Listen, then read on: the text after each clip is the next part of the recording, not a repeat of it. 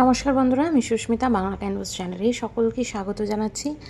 আজকে আমার রেসিপি সজনে ডাঁটা দিয়ে আলু পোস্ত বা ডাঁটা পোস্ত।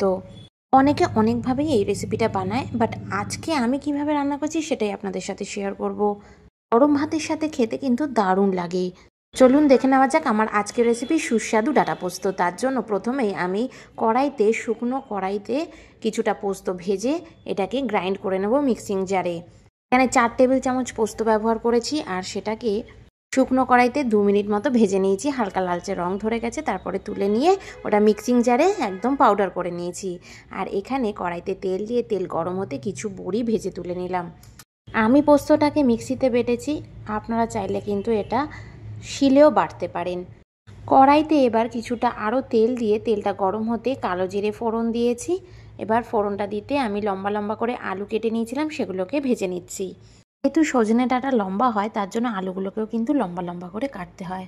মিডিয়াম ফ্লেমে মিনিট 2 থেকে 3 মিনিটের জন্য আমি আলুগুলোকে ভেজে নিয়েছি, তারপরে সজনে ডাঁটা দিয়ে দিয়েছি। সব একসাথেই আমি ভেজে নিচ্ছি। ফ্লেমটাকে কিন্তু মিডিয়ামে রেখেছি। ভাজার সময় পরিমাণ মতো নুন আর হলুদ গুঁড়ো দিয়ে দিচ্ছি।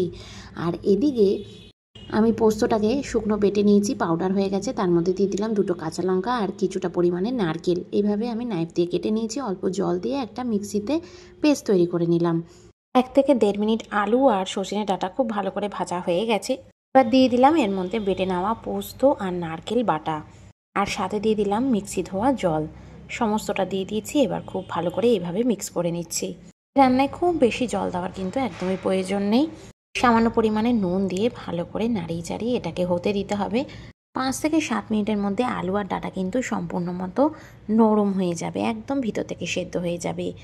ডাঁটা কিন্তু সেদ্ধ হয়ে গেছে আর আলুটাও বেশ নরম হয়ে গেছে। জলটাও কিন্তু অনেকটা টেনে নিয়েছে, আপনারা সেটা দেখতে পাচ্ছেন। রান্নাটাও মোটামুটি হয়ে এসেছে। একটু সামান্য পরিমাণে জল অ্যাড করলাম, আর একটুখানি ফুটিয়ে নিচ্ছি আমি এটাকে। আর নুনটা একটু কম হয়েছিল বলে আর একটু নুন আমি অ্যাড করে নিলাম। নুনটা দিয়ে ভালো করে নাড়িয়ে চাড়িয়ে ঢাকা দিয়ে আরও 2 মিনিট সেদ্ধ করে নিলাম। আলু নরম হয়ে গেছে। এর মধ্যে দিয়ে দিলাম ভেজে রাখা বড়িটা দিয়ে এইভাবে নাড়াচাড়া করে এবার হয়ে গেছে রান্না, প্রায় অলমোস্ট শেষ। এবার গ্যাসের ফ্লেম বন্ধ করে দেব। আলু আপনাদের কেটে দেখিয়ে দিলাম, একদম নরম হয়ে গেছে। পরিমাণ মতো চিনিটা দিয়ে দিয়েছি। চিনিটা কিন্তু দেবেন, চিনিটা দিলে কিন্তু বেশ একটুখানি মিষ্টি মিষ্টি তৈরি হয়। আর দিয়ে দিলাম এর মধ্যে 1 চামচ মতো কাঁচা সর্ষের তেল। আমি কিন্তু খুব শুকনো শুকনো করে নাবাচ্ছি না, সামান্য একটু গ্রেভি আছে। আপনারা চাইলে যদি মনে হয় গ্রেভিটা কম হয়েছে তাহলে আরেকটু ঝোল বাড়িয়ে নেবেন। আমার মতে বলে যদি একটু এরকম গা মাখা হয় তাহলে কিন্তু খেতে বেশি সুস্বাদু হয়। 2 থেকে 3 মিনিট স্ট্যান্ডিং টাইমে রাখার পর তারপরে এটাকে গরম গরম ভাত দিয়ে সার্ভ করব।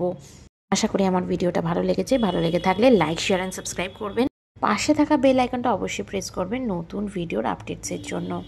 আর আজকের ব্লগটা কেমন লাগলো অবশ্যই কমেন্টসে জানাতে কিন্তু একদম ভুলবেন না।